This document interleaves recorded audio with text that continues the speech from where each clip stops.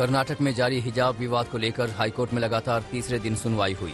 High court ने इस मामले में फैसला आने तक स्कूल कॉलेज में धार्मिक कपड़े पहनने पर रोक लगा दी है।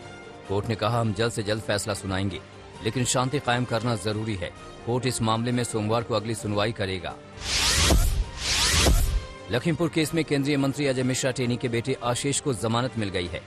124 दिन बाद आशीष मिश्रा जेल से बाहर आए। यूपी हाईकोर्ट के लखनऊ बेंच ने जमानत दी है। आशीष पर किसानों को जीप से कुचलने का आरोप है।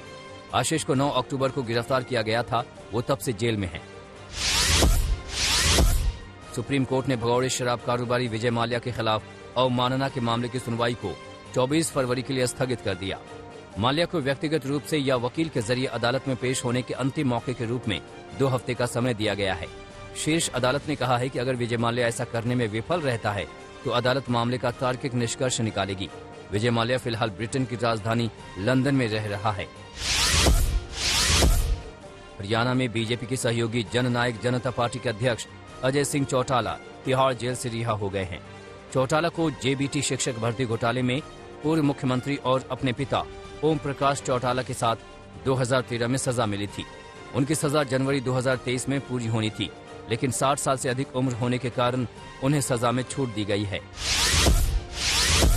स्वास्थ्य मंत्रालय ने विदेश से आने वाले यात्रियों के लिए नई गाइडलाइंस जारी की है। इसके तहत अब 7 दिन का अनिवार्य होम क्वारंटीन जरूरी नहीं रह गया है, लेकिन यात्रियों को 14 दिनों तक सेल्फ मॉनिटरिंग करनी होगी।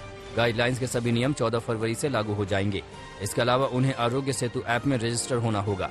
साथ ही 72 घंटे पहले की नेगेटिव RT-PCR रिपोर्ट देने की अनिवार्यता खत्म कर दी गई है, लेकिन यात्रियों को संबंधित देश से मिला फुल वैक्सीनेशन सर्टिफिकेट अपलोड करना होगा।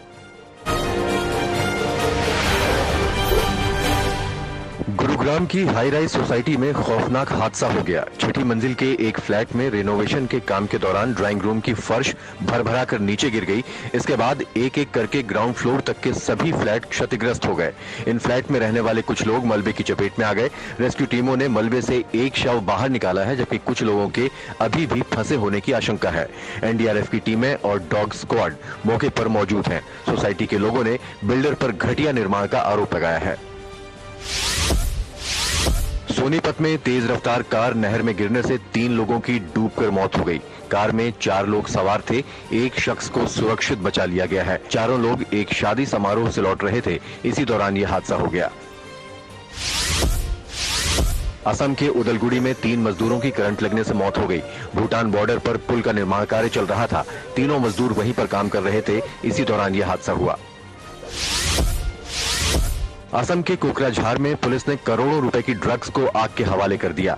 अलग अलग छापों में पुलिस ने करीब 1,500 किलो गांजा, 1 किलो हेरोइन और 400 ग्राम ब्राउन शुगर जब्त की थी। इसके अलावा बड़ी तादाद में प्रतिबंधित कफ सिरप और टैबलेट भी जब्त की गई थी, जिन्हें एक साथ नष्ट कर दिया गया।